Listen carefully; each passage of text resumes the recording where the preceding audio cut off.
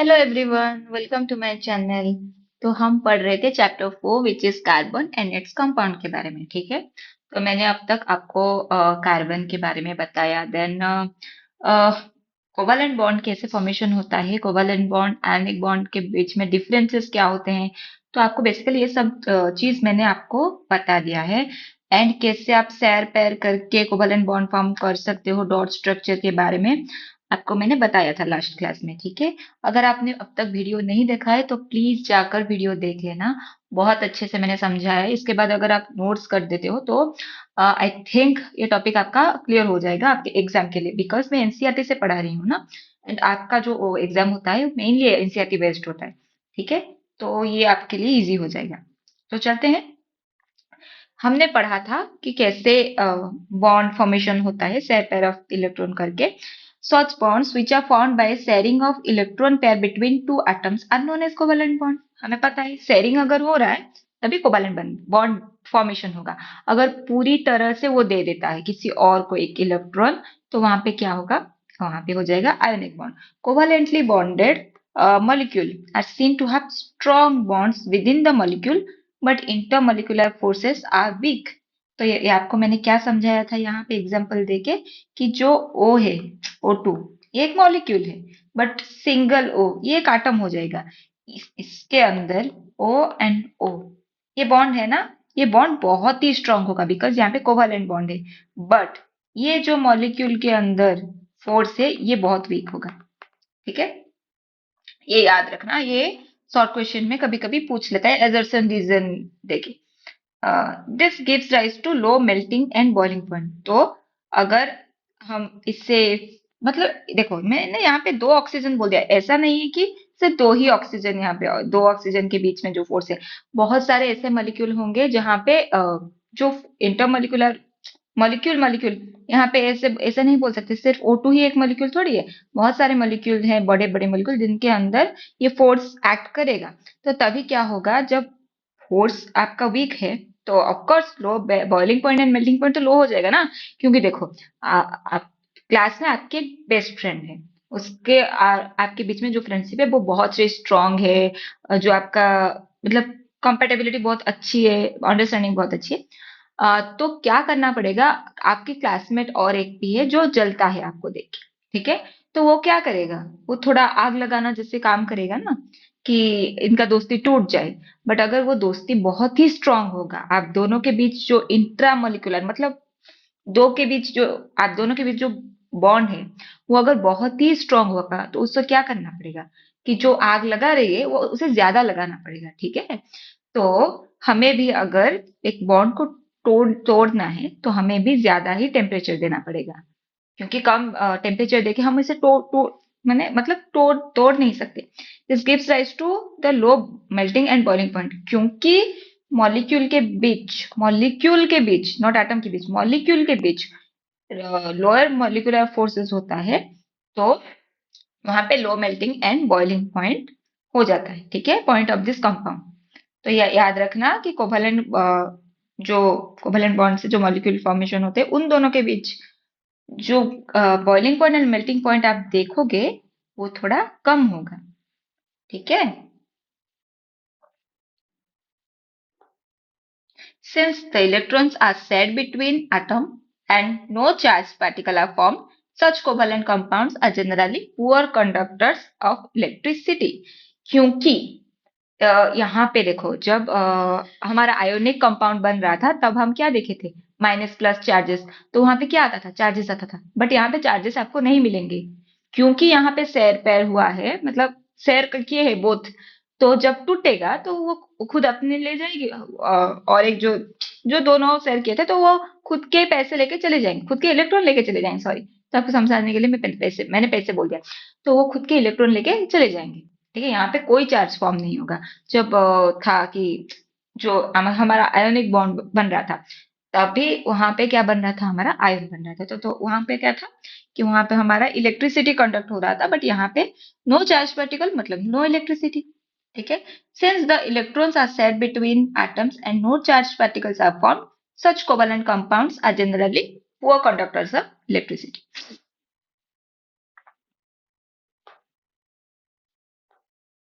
ठीक है, यहाँ पे बहुत ही पुअर होगी इलेक्ट्रिसिटी कंडक्ट करने में। ठीक है, यहाँ पे आपको CH4 का स्ट्रक्चर दिया हुआ है। देन आपका आ गया allotrope ऑफ कार्बन।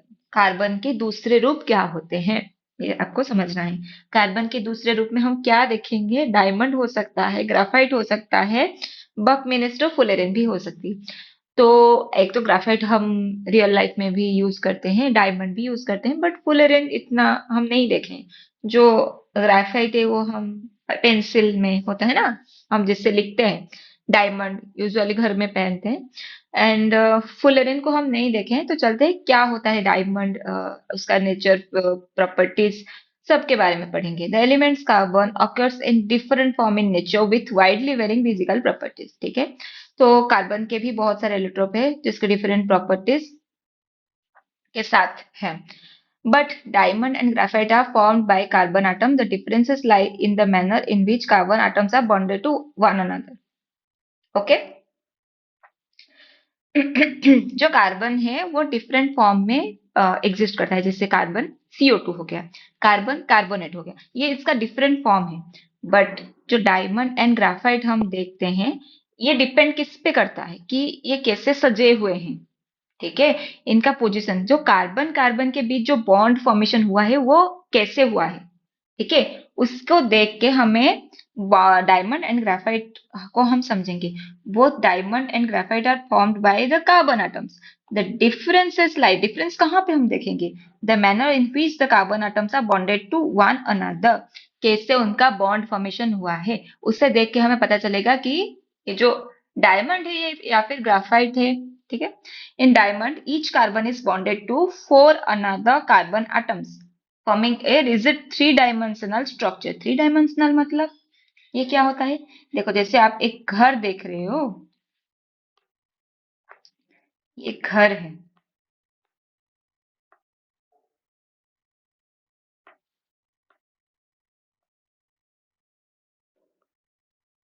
ठीक है, ये रहा आपका जो हम देखेंगे थ्री डायमेंशनल एरिया। तो एक्स वाई जेड, 3D ना, थ्री डायमेंशन। तो ये आपका एक कॉर्नर हो गया, यहाँ पे अगर देखोगे तो थ्री डायमेंशनल हो गया। ओके, ये जो डायमंड में आप इस तरह के मतलब देखोगे, उसका जो है ना, क्या होता है डायमंड, देखो ये वाला जो पिक्चर, अगर आप एक घर यहाँ पे, एक घर का कोना ये है, इसका एक वाल ये है, और एक वाल ये वाला है, सामने भी दो वाल है। तो अगर इसे आप एक कॉर्नर में आप इसको इमेजिन करोगे, तो आपको पता चलेगा कि ये कार्बन के साथ और तीन कार्बन जुड़े हुए हैं। ठीक है, सॉरी, चार कार्बन जुड़े हुए हैं। ठीक है, इस कॉर्नर, यहाँ पे एक, यहाँ पे एक, यहाँ पे एक और एक यहाँ पे। ठीक है, तो चार कार्बन एक कार्बन के साथ जुड़ा हुआ होगा। देखो ये इसके साथ भी एक दो तीन चार। तो 3D डायमेंशन में ये एग्जिस्ट करते हैं। In diamond each carbon is bonded to four other carbon. कितने कितने कार्बन के साथ बॉन्डेड होते हैं थ्री डायमेंशनल स्ट्रक्चर में, फोर कार्बन के साथ। इन ग्राफाइट, जो ग्राफाइट में ये स्ट्रक्चर थोड़ा डिफरेंट होगा।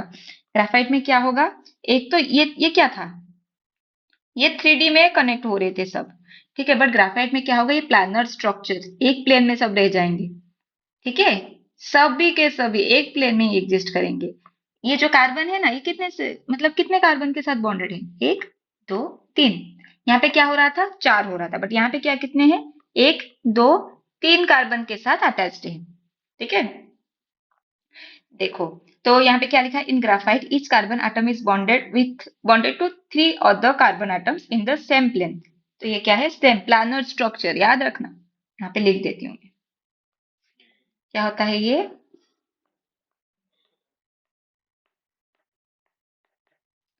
प्लानर स्ट्रक्चर, सेम प्लेन में एग्जिस्ट करते हैं सबकी सभी के सभी carbon. Okay, and graphite each carbon bonded atom is bonded to three uh, three other carbon atom in the same plane giving a hexagonal array। आपको दिख गया हेक्सागोन, ये वाला, ठीक है। ये हेक्सागोनल के फॉर्म में एग्जिस्ट करते हैं। ये प्लानर स्ट्रक्चर, प्लानर मतलब सेम प्लेन में है। हेक्सागोनल अरे मतलब सिक्स सिक्स कार्बन एक प्लेन में एग्जिस्ट करते हैं। तो आपके माइंड में ये आया होगा कि देखो, एक कार्बन तो चार वैलेंसी होता है, कंप्लीट करने के लिए उसे चार और इलेक्ट्रॉन चाहिए, बट ये तो तीन बॉन्ड बना रहा है। यहाँ पे तो चार बॉन्ड बना लिया ना, उसका ऑक्टेट कंप्लीट हो गया, स्टेबल हो गया। बट यहाँ पे तो तीन बना रहा है, और एक इलेक्ट्रॉन कहाँ जाएगा फिर? तो और जो एक इलेक्ट्रॉन है वो कभी यहाँ पे डबल बॉन्ड बनाएगा, कभी यहाँ पे डबल बॉन्ड बना मतलब जो डबल बॉन्ड बनाएगा वो ऐसे एग्जिस्ट करेगा। ठीक है, घूमता रहेगा। वो जो डबल बॉन्ड बनाएगा घूमता रहेगा। ठीक है। और एक जो इलेक्ट्रॉन बीच में, graphite structure is formed by the hexagonal array being placed in a layer one above the other। तो एक जो लेयर है उसके ऊपर एक और लेयर, उसके ऊपर और एक लेयर, जैसे यहाँ पे दिखाया गया है, और एक लेयर और एक लेयर और एक लेयर। तो एक के ऊपर जैसे हमारा कुछ भी, जो भी हम रखते हैं एक के ऊपर और एक के ऊपर और एक, तो वैसे होता है। देन आ गया, this two different structure result in diamond and graphite having very different physical properties even though their chemical properties are the same. उनका फिजिकल प्रॉपर्टीज डिफरेंट है, केमिकल प्रॉपर्टीज सेम है, ये याद रखना। Very different physical properties even though they chemical properties are the same. ये कैसे याद रखना? देखो, अम, आपको पता होगा जब शीशे के दुकान में हम जाते हैं, वो एक छोटा सा पेन जैसा रखते होंगे, वो काटने में यूज करते हैं। देखिए, शीशा को काटने के लिए डायमंड का यूज होता है। वहां पे छोटा सा डायमंड लगा हुआ होता है जिससे हम शीशा को काट सकते हैं। ओके। तो अब तो क्या हो गया? वो तो फिजिकल प्रॉपर्टी हो गया ना कि डायमंड किसी और को काट पा रहा है। ग्राफाइट काट नहीं पाएगा। आप पेंसिल से किसी को ऐसे शीशा काट नहीं सकते, या फिर पेंसिल से लिख सकते हो, डायमंड से लिख नहीं सकते। तो इनका फिजिकल प्रॉपर्टीज जो है वो डिफरेंट है। ठीक है। बट इनका जो केमिकल प्रॉपर्टी, केमिकल के अंदर क्या आएगा? कार्बन ही है ना। तो कार्बन तो अपना अपना जो इंटरनल नेचर वो तो सेम ही दिखाएगा सबको। इसमें भी कार्बन है, इसमें भी कार्बन है। तो कार्बन अपना नेचर सेम दिखाएगा, बट जो फिजिकल प्रॉपर्टीज है, ऐसे याद रखना। ठीक है, हम पेंसिल से लिख रहे हैं, हम डायमंड की रिंग पहन रहे हैं, या फिर डायमंड की जो कांच के शीशे की दुकान में जा रहे हैं, तो काटने के लिए शीशा वो यूज करते हैं क्या? जो डायमंड की पेन। तो फिजिकल प्रॉपर्टीज डिफरेंट हो सकता है, बट केमिकल प्रॉपर्टीज सेम मिलेगा आपको। Diamond is the hardest substance. क्या होता है diamond? Hardest substance known, while graphite is the smooth and slippery.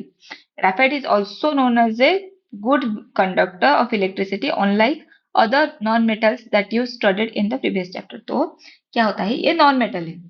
ठीक है, नॉन मेटल होके भी एक गुड कंडक्टर्स ऑफ इलेक्ट्रिसिटी होता है। ठीक है, गुड कंडक्टर्स ऑफ इलेक्ट्रिसिटी क्यों हुआ? ओके, देखो यहाँ पे क्या हुआ था, जो कार्बन चार के साथ कनेक्ट हो गया था ना, तो उसका वैलेंसी कंप्लीट हो गया था। मैंने आपको बोला था कि जो एक इलेक्ट्रॉन बच रहा है वो क्या कर रहा है? यहाँ पे घूम रहा है। ठीक है, यही इसको इलेक्ट्रिसिटी कंडक्ट करवाने में हेल्प करेगा। ठीक है, ये समझ आया? तो ये क्या हुआ? ये सबसे हार्ड है एंड स्लिपरी, बिकॉज एक के ऊपर और एक है। एंड ये स्मूथ होता है, इस दोनों के बीच डिस्टेंस बहुत ज्यादा होता है, तो इसे काट सकते हैं हम। ठीक है, बीच में से। और भी जो बड़े बड़े मशीन होते हैं, जहाँ पे मशीन जैसे बहुत टाइम तक मशीन यूज करने से हीट जनरेट होता है। वो हीट से क्या होता है, कभी कभी अगर हम ऑयल डालेंगे, हमें कुछ जो क्या होता है वो, हम फ्रिक्शन फ्रिक्शन के लिए हम ऑयल डालना पड़ेगा ना, फ्रिक्शन कम करने के लिए। तो क्या होगा, जो ऑयल हम डालते हैं कि मशीन स्मूथली चले, अगर कभी कभी आग भी बहुत आग लग जाती है, क्यों? क्योंकि मशीन बहुत टाइम से चल रहा है एंड वहां पे ऑयल है। फ्रिक्शन कम करने के लिए हमने ऑयल डाला, तो क्या होगा, वहां पे आग लग जाएगा। इसीलिए वहां पर क्या करा जाता है? ग्राफाइट का यूज किया जाता है, ताकि आग ना जले। तो ये था ग्राफाइट एंड कार्बन के बारे में। Diamond can be synthesised by subjecting pure carbon to very high pressure and temperature. Temperature and high pressure के साथ हम, ऐसा नहीं है कि सिर्फ हमें डायमंड अर्थ क्रस्ट मिलेगा, but high pressure and temperature के साथ डायमंड प्रोड्यूस भी किया जा सकता है। This synthetic diamond are small but are otherwise indistinguishable from natural diamond. Small हो सकता है बट इनडिस्टिंग्विशेबल, कि हम डिस्टिंग्विश नहीं कर सकते कि कौन सा सिंथेसाइज हुआ है या फिर कौन सा हमें नेचुरली मिला है। ठीक है। फुलेरिन, फुलेरिन भी एक आपका जो कार्बन का एलोट्रोप है। तो यहाँ पे क्या होता है, C60 उसका नाम होता है, बकमिनिस्टर फुलेरिन भी बोला जाता है। तो ये एक बॉल जैसा उसका स्ट्रक्चर है। C60 क्यों? यहाँ पे 60 कार्बन आपको देखने को मिलेंगे। ठीक है। ये जो कार्बन है ना, ये कार्बन हो गया, ये कार्बन हो गए, तो ये सारे आपको 60 कार्बन टोटल देखने को मिलेंगे। एंड ये सारे कार्बन बॉन्डेड होते हैं। और एक बात देखो, यहाँ पे आपको दिखाई देगा 5 मेंबर रिंग और 6 मेंबर रिंग। ठीक है। आपको दो, मतलब दो रिंग आपको दिखाई देगा यहाँ पे, एक तो 6 मेंबर कार्बन रिंग, एक तो 5 मेंबर कार्बन रिंग। कभी भी ये 6 मेंबर कार्बन रिंग, सॉरी, एक 6 member carbon ring 5 member carbon ring से अटैच होके रहेगा, बट कभी भी एक 5 मेंबर रिंग एक 5 मेंबर रिंग के साथ नहीं रह सकता। ठीक है, वो छोटा है ना, इसीलिए कभी भी 5 मेंबर रिंग के साथ नहीं रह सकता। बट एक 6 मेंबर रिंग हमेशा 5 मेंबर रिंग या फिर 6 मेंबर रिंग, वो किसी के साथ भी हो सकता है, बट 5 मेंबर रिंग कभी 5 मेंबर रिंग के साथ नहीं रहता है। ठीक है। Fullerene form another class of carbon allotrope. The first one be identified was C60, which has carbon atom arranged in the shape of a football. उसका फुटबॉल के शेप में होता है। ये फास्ट मतलब पहले डिस्कवर हुआ था। फास्ट में C60, C60 first one to be identified.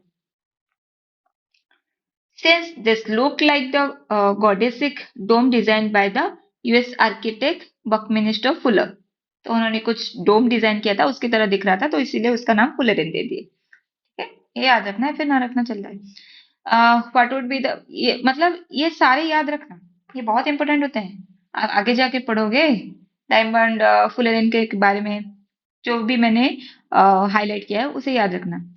What would be the electron dot structure of carbon dioxide which has the formula CO2? तो क्या होता है स्ट्रक्चर, चले करते हैं, आप भी थोड़ा ट्राई करना।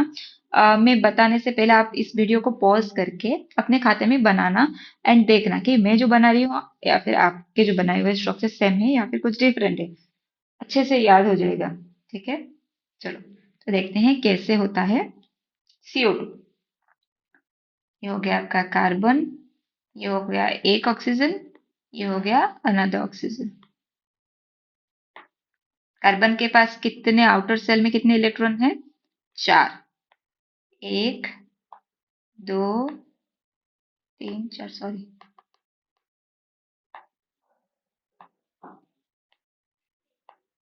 ठीक है।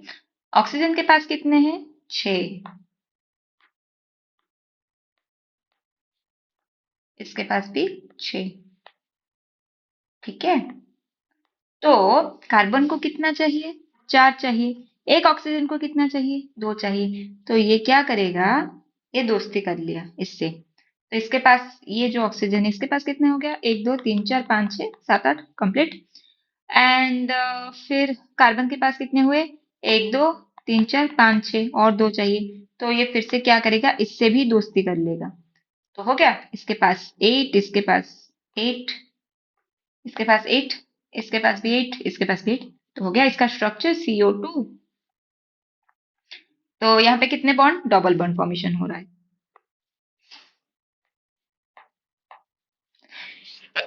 Excuse me. इसका एंगल भी 180 हो रहा है। ठीक है, ये से प्लैनेट स्ट्रक्चर आप आगे जाके पढ़ोगे, इतना जरूरत नहीं है, सिर्फ ये डॉट स्ट्रक्चर देख लेना। एंड ये एक इंपोर्टेंट क्वेश्चन है, what would be the electron dot structure of a molecule of sulphur which is made up of 8 atoms of sulphur. Sulphur का जो देखो, जैसे उसका जो मेन स्ट्रक्चर होता है ना सल्फर, सिर्फ सल्फर एटम, सॉरी, जो सल्फर का मॉलिक्यूल होता है वो 8 सल्फर को लेके बनता है, तो उसका क्या होता है फॉर्मूला, S8। S8, तो उसका स्ट्रक्चर थोड़ा देख लेते हैं। क्या दिया हुआ है, जो सल्फर वो ऑक्सीजन का रिजेम्बलेंस होता है उसका नीचे ही होता है, पीरियडिक टेबल अगर आप देखोगे तो उसके नीचे ही होता है। तो आउटर सेल में कितने पाओगे आप? 6 इलेक्ट्रॉन। तो 8 सल्फर मतलब 1, 2, 3, 4, 5, 6, 7, 8। तो इसके पास भी 6, इसके पास भी 6, सबके पास 6, आउटर सेल में सबके पास 6 इलेक्ट्रॉन ही आपको मिलेंगे। ठीक है, तो 3, 4, 5, 6, तो 3, 4, 5, 6।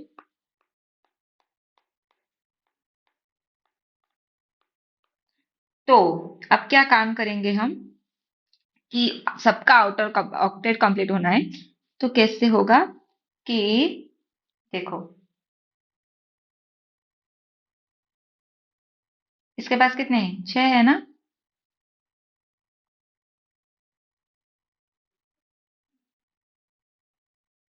हो गया? इससे आपको समझ में नहीं आएगा।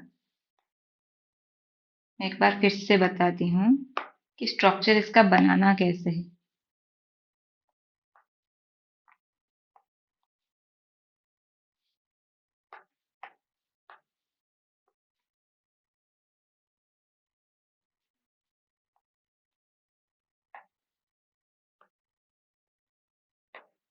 सल्फर हो गया आपका 8,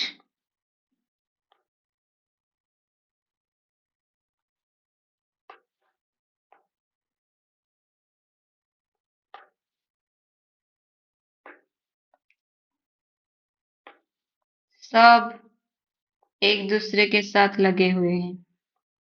ठीक है,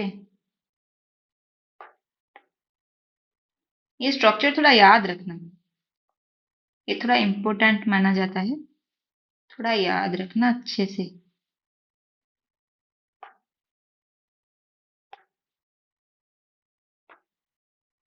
ठीक है, हो गया।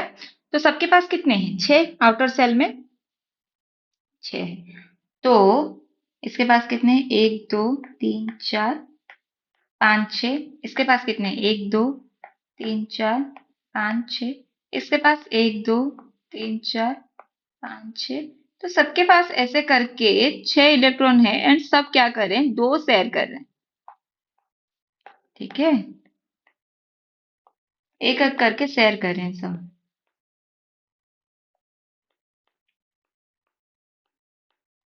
स्ट्रक्चर हो गया इसका। ये एक शेयर कर रहा है, ये एक शेयर कर रहा है, तो सब एक एक करके शेयर कर रहे हैं एंड इसका स्ट्रक्चर कंप्लीट हो रहा है यहाँ पे। ओके, समझ में आया? ये स्ट्रक्चर याद रखना। तो ये क्या हो गया आपका? आ, ये आपका था डॉट स्ट्रक्चर कैसे बनता है, कार्बन का एलोट्रोप क्या होता है। तो आप पढ़ेंगे हम versatile nature of carbon. Carbon का क्या क्या वर्सटाइल नेचर होता है। We have seen the formation of covalent bonds by sharing of electron in various element and compound. We have also seen the structure of simple carbon compound like methane. CH4 का हमने structure देखा था, कैसे C 4 hydrogen से 4 electron लेकर अपना octet complete करता है, मतलब शेयर करके। तो then in the beginning of the chapter we saw how many things we use contain carbon। हमने देखा हमारे लाइफस्टाइल में कितनी थी ऐसे चीज हैं जो हम यूज कर रहे हैं जो कार्बन होता है। In fact we are self are made up of carbon compounds. हमारे बॉडी में भी कार्बन का प्रेजेंस होता है। The numbers of carbon compounds whose formula are known to chemist was recently estimated to be in millions. Okay, जो carbon compound होते हैं उसका जो नंबर है वो शायद मिलियन क्रॉस कर रहा है। This outnumbered by large margin the compounds formed by all other element put together. Why is it this property is? ऐसा क्या प्रॉपर्टी है कि इतने नंबर में ये कंपाउंड बना रहा है, इतना फ्रेंडली, इतना वर्सटाइल नेचर का कार्बन होता है। ठीक है, कार्बन बहुत फ्रेंडली नेचर का होता है। क्यों होता है? उसके पीछे का रीजन क्या है? बेसिकली ये पूछा, ये लिखा हुआ है यहाँ। क्यों इस मतलब इतना वर्सटाइल क्यों होता है? चलते हैं रीजन के। और carbon has the unique ability to form bonds with other atom of carbon. इसके पास कैपेसिटी है कि किसी और के साथ बॉन्ड बना सकता है, giving rise to large molecule, this property is called catenation. ये याद रखना, ये डेफिनेशन है। इसका जो एबिलिटी होता है किसी और के साथ जो बॉन्ड बनाने को, तो उसे हम क्या बोलेंगे, कैटिनेशन। एक तो है कैटिनेशन प्रॉपर्टी कि क्यों इतना वर्सेटाइल नेचर में, मतलब वर्सेटाइल कार्बन कंपाउंड होता है इतने ज्यादा, तो क्यों होता है, पहला रीजन है catenation. This compounds may have long chains of carbon, branch chain of carbon, मतलब देखो उसके पास कैपेसिटी है ना कि वो बॉन्ड बना सकता है, चाहे वो सीधा बनाए, चाहे वो क्रॉस बनाए, साइड में बनाए, राउंड स्ट्रक्चर बनाए, ठीक है, तो कुछ भी बनाए, बट ये कैटिनेशन कर सकता है, बहुत अच्छे से कर सकता है। This compounds may have been long chains of carbon, branch chain of carbon, और even carbon atoms arranged in rings. In addition carbon may be linked by single bond, double bond और ट्रिपल बॉन्ड। मैंने आपको बोला था nitrogen में होता था कि, देखो नाइट्रोजन में 3 बॉन्ड बन रहा था, वैसे ही 3 बॉन्ड कार्बन भी बना सकता है। ओके, क्योंकि कार्बन के पास 4 वैलेंस इलेक्ट्रॉन है, अगर वो 3 शेयर कर रहा है किसी और से, तो वहां पे बन सकता है, ठीक है, 3 बॉन्ड। तो क्या बोला है यहाँ पे, carbon of compounds which are linked by single bond, तो उसे हम बोलेंगे सैचुरेटेड। अगर आप सिंगल बॉन्ड देखोगे तभी का क्या बोलोगे, सैचुरेटेड। एक साथ कार्बन, अगर देखो एक ही एटम के साथ अगर एक बॉन्ड बना रहा है तो उसे हम बोलेंगे सिंगल बॉन्ड। एक मतलब हाँ, एक ही एटम के साथ वो एक से ज्यादा बॉन्ड बना रहा है, वो उसे हम बोलेंगे डबल। एक एक कार्बन 2 या 3 एटम से अगर बना रहा है, 2-3 बॉन्ड अलग अलग बना रहे, तो उसे हम डबल बॉन्ड नहीं बोलेंगे या फिर ट्रिपल बॉन्ड नहीं बोलेंगे। एक ही कार्बन एक ही अलग एटम से उन दोनों के बीच सिर्फ 2 या 3 बॉन्ड बन रहा है, तो तब उन्हें बोलेंगे क्या, डबल बॉन्ड या फिर ट्रिपल बॉन्ड, या फिर अनसैचुरेटेड जो बोलेंगे। Carbon compounds of carbon having double और triple bonds between their carbon are unsaturated compounds, ठीक है। तो क्या समझे आप, मैं लिख देती हूँ। अगर कार्बन कार्बन के बीच ये है saturated, carbon double bond carbon या फिर कार्बन ट्रिपल बॉन्ड कार्बन, ये क्या हो जाएगा, अनसैचुरेटेड, ठीक है। ये याद रखना, ये कंफ्यूज मत होना, कि मैं कंफ्यूज हो जाती थी, बहुत बार मैंने कंफ्यूज हुआ है कि यहाँ पे भी तो देखो, जब CH4 में CH जो बॉन्ड है वो 4 CH बॉन्ड है, तो मैं वहां पे सोचती थी ये तो 4 बॉन्ड हो जाना चाहिए, ये कैसे नहीं हुआ, डबल बॉन्ड या फिर ट्रिपल बॉन्ड है, 4 बॉन्ड तो हो रहा है ना यहाँ पे। तो ये है कि अगर सिंगल किस 3-4 और एटम के साथ अगर एक एक बॉन्ड शेयर कर रहा है, उसे हम डबल बॉन्ड या फिर सिंगल बॉन्ड या फिर अनसैचुरेटेड बॉन्ड कभी नहीं बोलेंगे। तब भी बोलेंगे जब सिंगल एटम और एक में दोनों के बीच 2 या 3 बॉन्ड शेयर हो रहा है, तभी हम उसे बोल सकते हैं। No other element exhibit this property of catenation to the extent seen in the carbon compound. Silicon forms compound with hydrogen which have chains up to 7 or 8 atoms. तो क्या यहाँ पे बोला गया है, no other elements exhibit the properties of catenation to the extent, carbon जैसा कोई और नहीं दिखा रहा है, ठीक है। सिलिकॉन फॉर्म करता है क्योंकि कार्बन के नीचे ही सिलिकॉन है, पीरियोडिक टेबल अगर आप देखोगे, silicon forms compound with hydrogen atom बीच आप चेन्स, जो चेन है वो 7 एटम तक है, पर इतना ज्यादा किसी के पास नहीं है। पर this compounds are very reactive, फिर भी वो रिएक्टिव हो रहे हैं, ऐसा नहीं है कार्बन जैसा चिल कूल, ऐसा नहीं है। सब क्या होते हैं, बहुत रिएक्टिव होते हैं, या फिर 7-8 एटम तक ही वो बन पा रहा है। The carbon carbon bond is very strong and stable, okay, ये bond stable and very strong भी होते हैं। This give us the large number of compound with many carbon atoms link to each other, इसीलिए हमें मिलता है इतना ज्यादा versatile number of compound. Since carbon has a valency of 4, तो ये तो था पहला रीजन। सेकंड रीजन में क्या बोला गया है, क्योंकि कार्बन के पास 4 वैलेंसी है, it is capable of bonding with 4 other elements of carbon और atoms of some other monovalent element. तो 4 वैलेंसी जैसे कि इसके पास है, हमें पता चला, तो ये या तो खुद 4 और कार्बन के साथ बॉन्ड बना सकता है, या फिर 4 अदर एटम किसी अदर एटम के साथ भी बॉन्ड बना सकता है। Compounds of carbon are formed with oxygen, hydrogen, nitrogen, सबके साथ, ये सबका दोस्त होता है, अच्छा होता है, मतलब बहुत अच्छा दोस्त है, एक्सट्रोवर्ट। बोल सकते हैं। Many other elements giving rise to compound with specific properties which depend on the element, मतलब किसके साथ बन रहा है देख के उससे उसके जैसा प्रॉपर्टीज भी शो होना स्टार्ट होगा। Again the bonds that carbon forms with most other elements are very strong, making these compounds exceptionally stable. One reason for the formation of strong bond by carbon is its small size. ये एक और भी reason है। पहला तो catenation, जो bond बना रहा है वो बहुत स्ट्रांग होता है। एंड हाँ, क्या होता है, पहला तो कैटिनेशन, कि जो स्ट्रांग बॉन्ड अच्छे से बन पा रहा है, सबके साथ बॉन्ड बनाने का काम ही वो अच्छे से कर पा रहा है। दूसरा तो हो गया उसका जो चार वैलेंसी होता है वो होता है।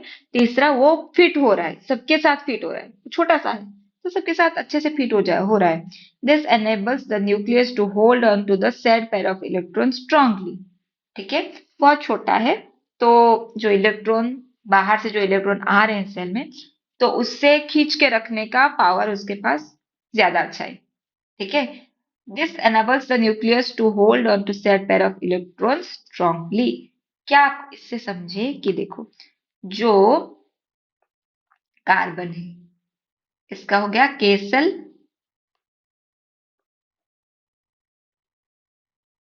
के सेल हो गया, देन हो गया इसका एल सेल। तो के सेल में कितना है, दो, एल सेल में कितना है, चार। ठीक है, देखो जैसे कि साइज इसका बहुत छोटा है, ये जो साइज है ना, ये साइज आउटर रेडियस तक जो साइज है ये छोटा है, बहुत ही छोटा होता है ये एटम। तो इसके ऊपर इसका कंट्रोल अच्छे से होगा, समझे ना। देखो अगर आपकी मम्मी, आप बैठे हो, आपके चारों ओर आपकी मम्मी के चारों ओर आप भाई बहन सब बैठे हैं। मम्मी तो बड़ी होती है, ठीक है, आप दोनों ही बैठे, आपके घर में आप और आपकी भाई या फिर आपकी बहन जो भी हो, तो मम्मी के पास ही बैठे हैं कम डिस्टेंस में। आपके घर में दो बच्चे हैं तो कम डिस्टेंस में बैठे हैं, तो मम्मी के हाथ सबके पास चली जाएगी ना, मम्मी सबको खींच के थप्पड़ मार सकती है। तो जो ये डिस्टेंस आपका सर्कल कम हो गया, छोटा हो गया। सोचो जो पहले के जमाने में 12 बच्चे 15 बच्चे पैदा करते थे, तो उनका सर्कल तो बड़ा हो जाएगा। कैसे, देखो ऐसे, मतलब अगर किसी भी कार्बन सिलिकॉन जर्मानियम ये सारे अगर लेंगे, कोई भी एक ले लो, तो उस अगर कोई भी एटम, एक्स एटम, तो उसका जो वो थोड़ा बड़ा है। ठीक है, इतना साइज है, तीन चार और सेल बना देते हैं। ठीक है, तो इसके भी आउटर एरिया कुछ,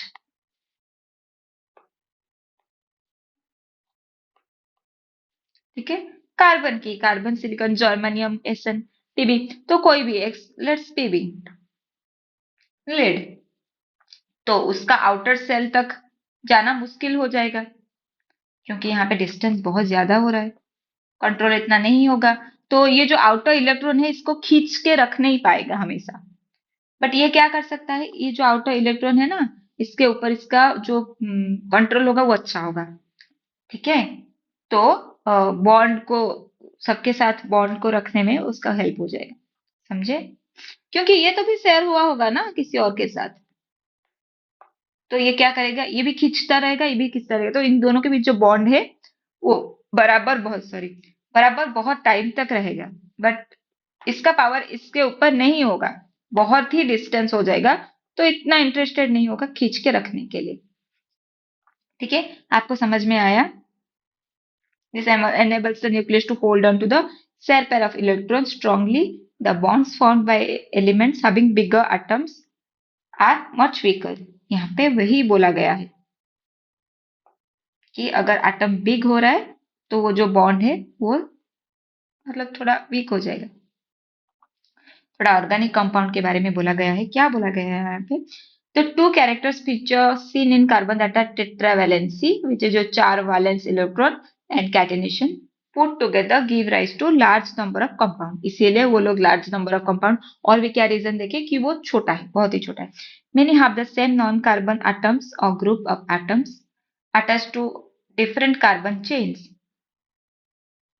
These compounds were initially extracted from natural substance, and it was thought that these carbon compounds or organic compounds could only be formed within the living system. मतलब देखो कुछ और भी compounds ऐसे हैं जो नेचर से डिराइव हुए हैं।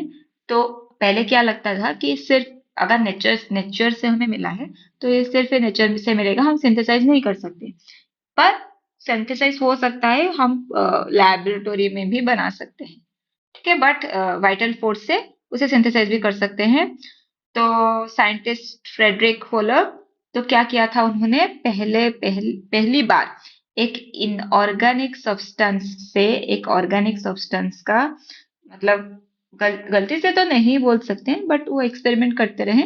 उन्हें पहले सोचा जाता था कि जो ऑर्गेनिक कंपाउंड है, हमारे बॉडी के अंदर ऑर्गेनिक कंपाउंड्स भी है, इनऑर्गेनिक कंपाउंड्स भी है, ठीक है। जो सोचा जाता था कि अगर ऑर्गेनिक कंपाउंड है तो वो सिर्फ ऑर्गेनिक कंपाउंड को पैदा करेगा, या फिर उत्पत्ति जो होता है वो ऑर्गेनिक कंपाउंड का फॉर्मेशन, डिस्ट्रॉय, वो सब ऑर्गेनिक को ऑर्गेनिक से ही रिलेट करते थे। एंड इनऑर्गेनिक, अगर इनऑर्गेनिक कंपाउंड है वो सिर्फ इनऑर्गेनिक कंपाउंड से ही पैदा होगा। बट फ्रेडरिक होलर ने वो मतलब ब्रेक किया था वो रूल। तो उन्होंने देखा कि एमोनियम साइनेट से उन्होंने यूरिया फॉर्मेशन हुआ था। तो वो जो रूल था ना वो तब टूट गया था कि ऑर्गेनिक से ऑर्गेनिक का पैदा होगा, इनऑर्गेनिक से इनऑर्गेनिक, ऐसा कुछ नहीं है। इनऑर्गेनिक से भी ऑर्गेनिक का पैदा हो सकता है। तो अमोनियम साइनेट क्या है, इनऑर्गेनिक, एंड यूरिया क्या होता है, organic. But carbon compounds except carbide, oxide of carbon, carbonate, hydrogen carbonate, salt continue to be studied under organic chemistry. इससे छोड़कर कार्बन कंपाउंड को हम ऑर्गेनिक केमिस्ट्री के अंदर भी पढ़ते हैं।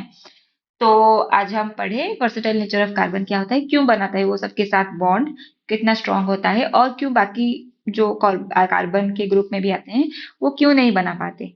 एंड थोड़ा ऑर्गेनिक कंपाउंड के बारे में हमने समझ लिया।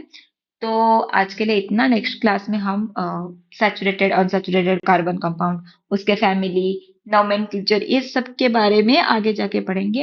होपफुली आपको अब तक समझ में आ गया होगा। अगर पसंद आ रहा है तो लाइक एंड सब्सक्राइब करना, एंड इस लेक्चर के बाद नोट बना लेना, it will help you a lot, ठीक है।